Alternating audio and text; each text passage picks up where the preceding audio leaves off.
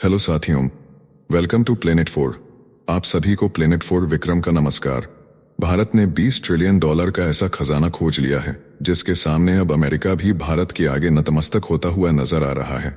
वही अमेरिका जो लंबे समय से पाकिस्तान को तेल लगाता फिर रहा था और पाकिस्तान के साथ खड़ा होकर भारत के खिलाफ बयानबाजी करता था, अब वही अमेरिका अचानक पलट गया है और भारत के पक्ष में आकर पाकिस्तान को जोरदार झटका दे दिया है।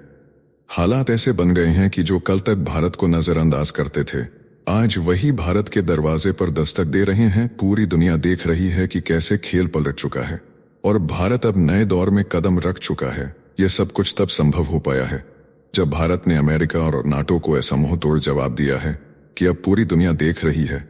आप सभी जानते हैं कि पिछले कुछ दिनों से अमेरिका, नाटो और पश्चिमी देश भारत पर रूस से तेल खरीदने को लेकर लगातार धमकियां बरसा रहे थे, मगर अब भारत ने ऐसा पलटवार किया है कि खुद अमेरिका को भी झुकना पड़ रहा है। जो अमेरिका कल तक पाकिस्तान को आतंकी देश मानने के लिए भी तैयार नहीं था, अपने हितों के लिए आंखों पर पट्टी बांधकर घूम रहा था, वही अमेरिका अब अचानक पाकिस्तान को लेकर ऐसा ऐलान कर चुका है कि भारत में खुशी का जश्न शुरू हो गया है।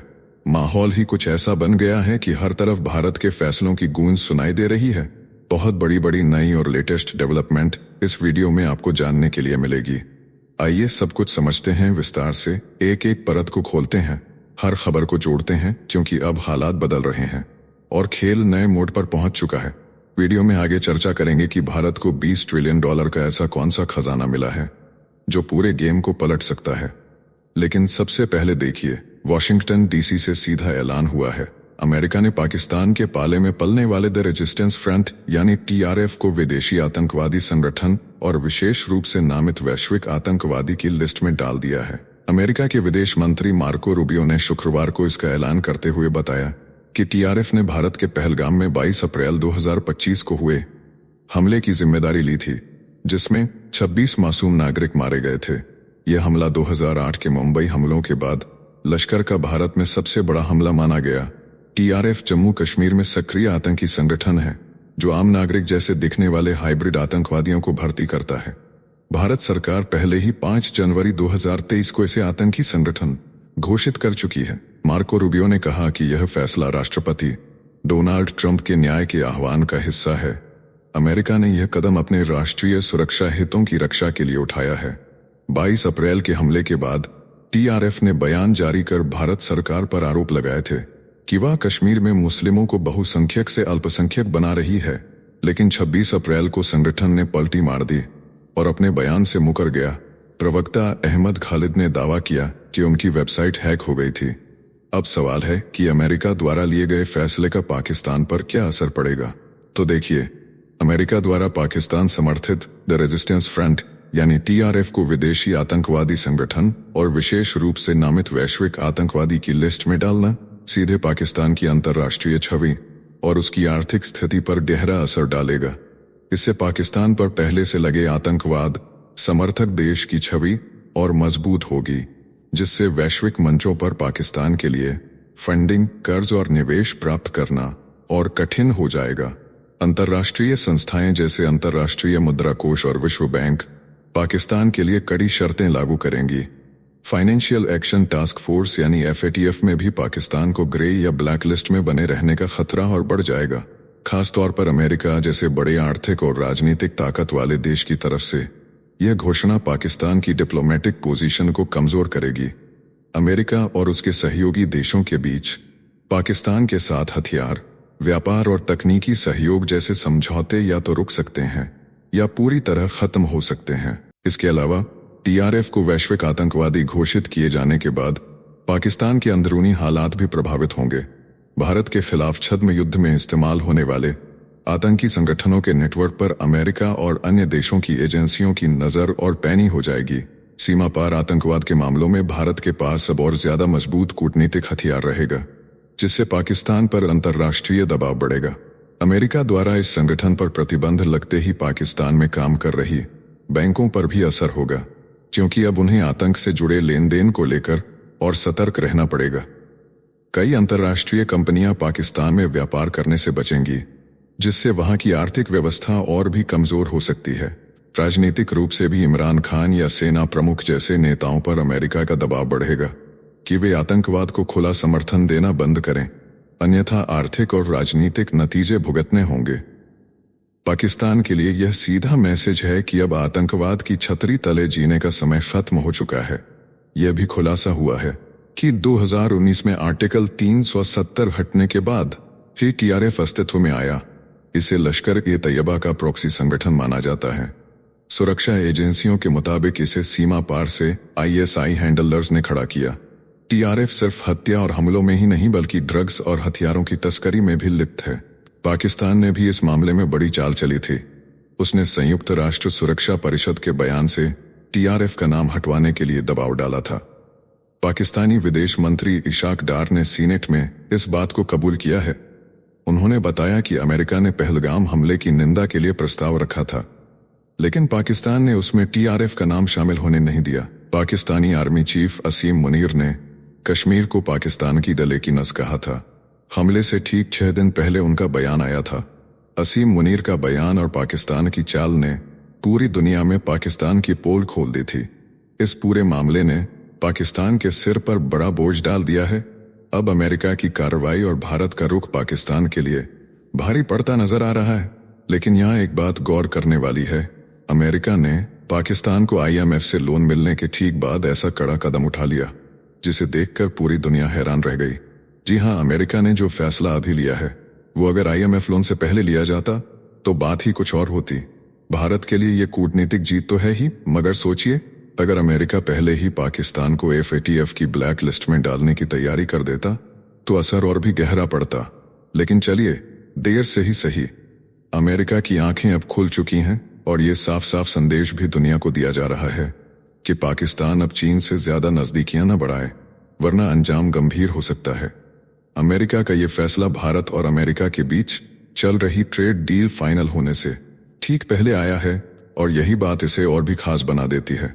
साफ है कि अमेरिका भारत के पक्ष में खुलकर आता दिख रहा है और जो लोग इस डील पर नजरें गड़ाए बैठे हैं उनके लिए भी अब इंतजार लंबा नहीं रहने वाला।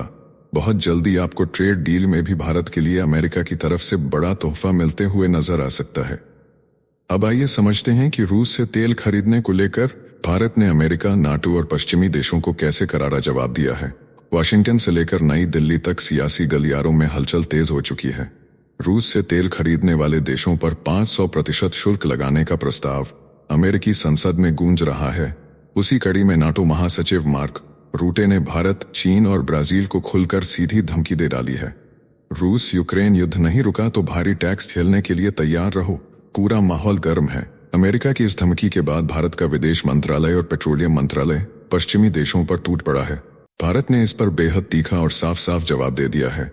विदेश मंत्रालय के प्रवक्ता रणधीर जायसवाल ने दो टूक कहा है कि भारत अपनी ऊर्जा जरूरतों को सबसे ऊपर रखता है। फैसले बाजार में उपलब्ध संसाधनों को देखकर ही लिए जाते हैं और इस मसले पर कोई दोहरा मापदंड नहीं चलेगा। खास बात यह है कि जब यूरोपीय यूनियन खुद रूस से तेल और गैस खरीद रहा है तो भारत पर सवाल उठाना बिल्कुल बेमानी है। वहीं गुजरात की नायरा एनर्जी रिफाइनरी से बने उत्पाद भी यूरोपीय देशों में जा रहे हैं, जिसमें रूस की रोसनेफ्ट कंपनी की हिस्सेदारी भी मौजूद है। ऐसे में भारत ने सीधा संदेश दे दिया है कि दबाव की राजनीति यहां नहीं चलेगी। अमेरिकी रिपब्लिकन सांसद लिंडसे ग्राहम द्वारा पेश किए गए इस बिल में सेक्शन 17 के तहत साफ लिखा है कि रूस से तेल, गैस, कोयला या पेट्रोकेमिकल खरीदने वाले देशों पर 500% शुल्क लगेगा। तो फिर ये टैक्स यूरोप पर भी लगाओ जो रूस का ईंधन खरीद रहा है। इस बिल को डेमोक्रेट और रिपब्लिकन दोनों तरफ से समर्थन मिला है। ट्रंप खुद इस बिल का समर्थन करते हैं और इसमें राष्ट्रपति को 6 महीने की छूट देने का अधिकार होगा। 2 जुलाई को वॉशिंगटन में विदेश मंत्री एस जयशंकर ने भी भारत के पक्ष को अमेरिका में स्पष्ट किया था। उन्होंने लिंडसे ग्राहम से मुलाकात कर भारत की ऊर्जा सुरक्षा का मुद्दा उठाया था। भारत ने स्पष्ट किया कि वह 40 देशों से तेल खरीदता है और अपनी आपूर्ति को लेकर पूरी तरह तैयार है। पेट्रोलियम मंत्री हरदीप पुरी ने दिल्ली में एक कार्यक्रम में कहा कि भारत प्रतिबंधों के पास होने के बाद स्थिति को संभाल लेगा। भारत ने ईरान से तेल खरीद पर पहले ट्रंप प्रशासन के दबाव में रोक लगाई थी, लेकिन अब उसने आपूर्ति के स्रोत बढ़ा लिए हैं। इसी बीच भारत के लिए यह वाकई बड़ी खुशखबरी बन चुकी है। अब अपने ही देश में नए नए तेल के कुएं मिलने की खबरें लगातार आ रही हैं। कभी अंडमान से आवाज उठती है, तो कभी असम से गूंज सुनाई देती है, तो कभी राजस्थान की धरती से भी नई उम्मीदें जगती हैं। बताया जा रहा है कि भारत में कई जगहों पर तेल का भंडार मिल चुका है, और अगर इन सभी भंडारों से उत्पादन शुरू कर दिया गया तो वो दिन दूर नहीं जब भारत को तेल खरीदने की जरूरत ही नहीं पड़ेगी। उसी वक्त तस्वीर पलट जाएगी। पश्चिमी देश भारत पर इल्जाम लगाएंगे और तेल बेचने वाले बाजार भारत के लिए तरस जाएंगे। सबकी नजरें भारत पर टिक जाएंगी, लेकिन आगे क्या होगा ये तो वक्त ही बताएगा। इसी के साथ भारत अमेरिका के साथ व्यापार समझौता भी अंतिम चरण में पहुंच गया है। कृषि, डेयरी और जेनेटिकली मॉडिफाइड उत्पादों पर बातचीत चल रही है। इसके अलावा अमेरिका से अवैध रूप से रहने वाले भारतीयों की वापसी पर भी चर्चा हो रही है। ट्रंप के दूसरे कार्यकाल में अब तक 1563 भारतीयों को वापस भेजा जा चुका है। पहले सैन्य विमान से भेजा गया था, लेकिन विरोध के बाद अब कॉमर्शियल फ्लाइट से भेजा जा रहा है। भारत ने अमेरिका को यह भी स्पष्ट कर दिया है कि वह अपने हितों के साथ कोई समझौता नहीं करेगा, चाहे दबाव कितना भी बड़ा क्यों न हो। अमेरिका को सबसे मुंह तोड़ जवाब भारत के पेट्रोलियम मंत्री ने दिया है। उनके बयान की एक बार फिर से समझते हैं। भारत के पेट्रोलियम मंत्री हरदीप सिंह पुरी ने साफ कहा है कि भारत पर किसी भी तरह का दबाव नहीं है। हम जहां से चाहेंगे वहीं से तेल खरीदेंगे। पुरी ने फर्स्ट पोस्ट के कार्यक्रम में खुलकर कहा कि भारत ने तेल खरीद के स्रोतों को पहले से ही डाइवर्सिफाई कर लिया है। अब भारत सिर्फ 27 नहीं बल्कि 40 देशों से तेल खरीद रहा है। पुरी ने बताया कि पिछले 11 वर्षों में भारत ने हर चुनौती को अवसर में बदला है। अब भारत का तेल बाजार दुनिया में 16% तक बढ़ चुका है। आने वाले 2 दशकों में अंतर्राष्ट्रीय ऊर्जा एजेंसी ने कहा है कि वैश्विक ऊर्जा विकास का 25% हिस्सा भारत से आएगा। पुरी ने यह भी बताया कि रूस प्रतिदिन वैश्विक तेल खपत का 10% आपूर्ति करता है। अगर रूस को बाजार से बाहर कर दिया जाए तो पूरी दुनिया पर असर होगा। सर्दियों में लोगों के घरों में हीटिंग नहीं होगी और गर्मियों में एयर कंडीशनिंग बंद हो जाएगी। पुरी ने चेतावनी दी कि अगर रूस को पूरी तरह साइडलाइन किया गया तो कच्चे तेल की कीमत कम से कम 130 से 140 डॉलर प्रति बैरल तक पहुंच सकती है। भारत रूस से तेल खरीदता है तो इसमें कोई बुराई नहीं है, बल्कि इसे सराहा जाना चाहिए। पुरी ने यूरोपीय यूनियन पर भी निशाना साधा। उन्होंने कहा कि यूरोपीय देश तो रूस से प्राकृतिक गैस खरीद रहे हैं। पुरी ने जयशंकर की बात का जिक्र करते हुए कहा कि यूरोप एक दोपहर में जितना खरीदता है उतना भारत एक तिमाही में भी नहीं खरीदता। पुरी ने आगे कहा कि आज 2 बड़े तेल आपूर्तिकर्ता ईरान और वेनेजुएला पर पहले से प्रतिबंध है, लेकिन हमेशा ऐसा नहीं रहेगा। ब्राजील, कनाडा और गयाना जैसे पश्चिमी गोलार्ध के देशों से भी तेल आ रहा है। भारत के पास हर स्थिति को संभालने की ताकत है। अगर ट्रंप ने अपनी धमकी पर अमल किया भी तो भारत के पास नए विकल्प मौजूद हैं। भारत अपने उपभोक्ताओं के हित में अंतिम फैसला लेगा। यही प्रधानमंत्री नरेंद्र मोदी की भी प्रतिबद्धता है। पुरी ने भरोसा दिलाया कि भारत के पास वह शक्ति है जो हर तूफान से अपनी नैया पार लगा सकता है। अब आइए समझते हैं कि पेट्रोलियम मंत्री ने ऐसा क्यों कहा कि भारत को इतना तेल मिला है कि अब जल्द ही आपको $20 ट्रिलियन भारतीय इकोनॉमी देखने को मिल सकती है। भारत के पेट्रोलियम मंत्री हरदीप सिंह पुरी ने ऐलान किया है कि अंडमान सागर में भारत को 2 लाख करोड़ लीटर कच्चे तेल का खजाना मिलने वाला है। यह खोज गयाना जैसे तेल भंडार की तरह मानी जा रही है। अगर पुष्टि हो गई तो भारत की अर्थव्यवस्था $3.7 ट्रिलियन से $20 ट्रिलियन तक पहुंच सकती है। पुरी ने बताया कि सरकार के हालिया सुधार और गहरे समुद्र में ड्रिलिंग के नए प्रयोग इस ऐतिहासिक खोज की जमीन तैयार कर रहे हैं। उन्होंने कहा कि अंडमान क्षेत्र में इस स्तर का तेल मिलना भारत की ऊर्जा सुरक्षा के लिए गेम चेंजर साबित होगा। पुरी ने बताया कि गयाना में 11.6 बिलियन बैरल तेल मिलने के लिए 43 कुएं खोदे थे। भारत में ONGC ने इस वर्ष अपने इतिहास में सबसे अधिक यानी 541 कुएं खुदवाए हैं। इसमें से 103 खोजी और 438 विकास कुएं शामिल हैं। इस पर 37,000 करोड़ रुपए खर्च किए गए हैं। पुरी ने बताया कि अगर अंडमान में यह बड़ा भंडार मिल जाता है तो भारत अपनी कच्चे तेल की निर्भरता को काफी हद तक खत्म कर देगा। इस वक्त भारत अपनी कुल जरूरत का 85% तेल आयात करता है। अमेरिका और चीन के बाद भारत दुनिया का तीसरा सबसे बड़ा तेल आयातक है। पुरी ने गयाना के उदाहरण देते हुए कहा कि वहां हेस कॉरपोरेशन और चीन की CNOOC ने तेल खोजा था, जिससे गयाना दुनिया के तेल भंडार वाले देशों में 17वें नंबर पर पहुंच गया। भारत में अभी असम, गुजरात, राजस्थान, मुंबई हाई और कृष्णा गोदावरी बेसिन में तेल उत्पादन होता है, लेकिन अब अंडमान और निकोबार द्वीप समूह में ONGC और ऑयल इंडिया ने सर्वे और ड्रिलिंग शुरू कर दी है। अगर यह खोज सफल होती है तो भारत के ऊर्जा क्षेत्र में ऐतिहासिक बदलाव आएगा। पुरी ने कहा कि तेल खोज में लागत बहुत ज्यादा होती है, लेकिन दांव भी उतने ही बड़े होते हैं। भारत अब आयात पर निर्भर नहीं रहेगा, बल्कि ऊर्जा में आत्मनिर्भर बनेगा।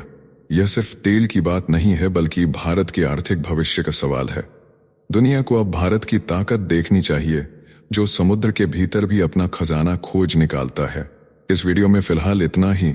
जल्द मिलते हैं एक और नई अपडेट के साथ। जाने से पहले वीडियो को लाइक करके चैनल को सब्सक्राइब कर लें।